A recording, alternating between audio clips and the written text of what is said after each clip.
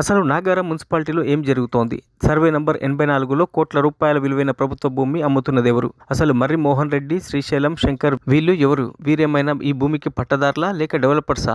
ఈ అమాయకులకు ఈ ప్రభుత్వ భూములను 60-80 గజాల ఫ్లాట్స్ రూపంలో ఒక్కొక్క ఫ్లాట్ లక్షలాది రూపాయలకు అమ్ముతున్న ప్రభుత్వ యంత్రాంగం చర్యలు తీసుకోకుండా నిద్రపోతుందా? వీరి వెనుకున్న వాళ్ళు అసలు ఎవరు?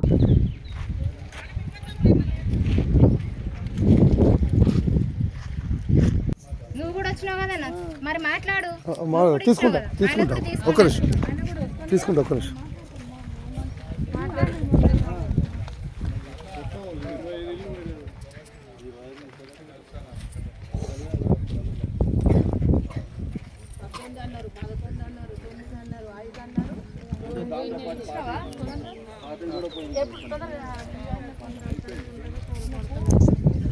నా పర్సెంట్ తిరుగుతున్నా.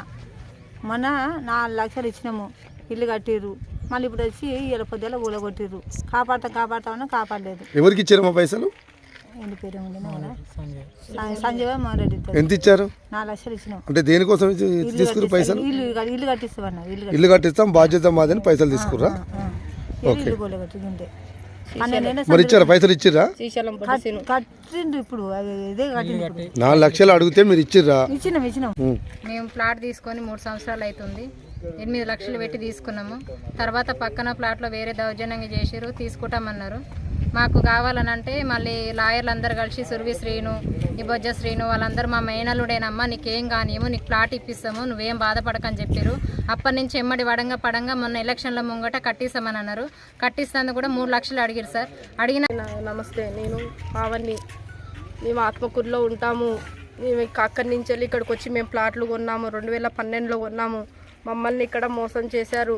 ఇక్కడ బుద్ధసీను, శ్రీశైలము, మోహన్ రెడ్డి వీళ్ళు ముగ్గురు కలిసి సంజీవ మా దగ్గర ప్లాట్లు కొన్నాం. 2012లో కొన్నాం. 2,50,000 పెట్టి కొన్నాము. ఈరోజు మా దగ్గర 4 లక్షలు 5 లక్షలు తీసుకున్నారు. మా ఇల్లులు కూలగొట్టారు. ఈరోజు పోలీసు వాళ్ళు వచ్చారు. ఎవరు ఇట్లా ఇక్కడికి చెప్పు. 2018లో ప్లాట్ కొనుక్కున్నాను. సంజీవ్ దగ్గర 6 లక్షలు కొన్నాం. 6 లక్షలు కొన్నాక డబ్బులు కట్టే వరకు ఇది వరకు సరిపోయింది. మళ్ళీ ఇప్పుడు డబ్బులు కావాలంటే డబ్బులు వెళ్ళాడు. 2 లక్షలకి ఇచ్చినాక మళ్ళీ కూడా వచ్చారు. ఎంత బతిరైనా అయిందే. వాళ్ళ ఎమ్మెల్యేకి అడిగిపోయినాం.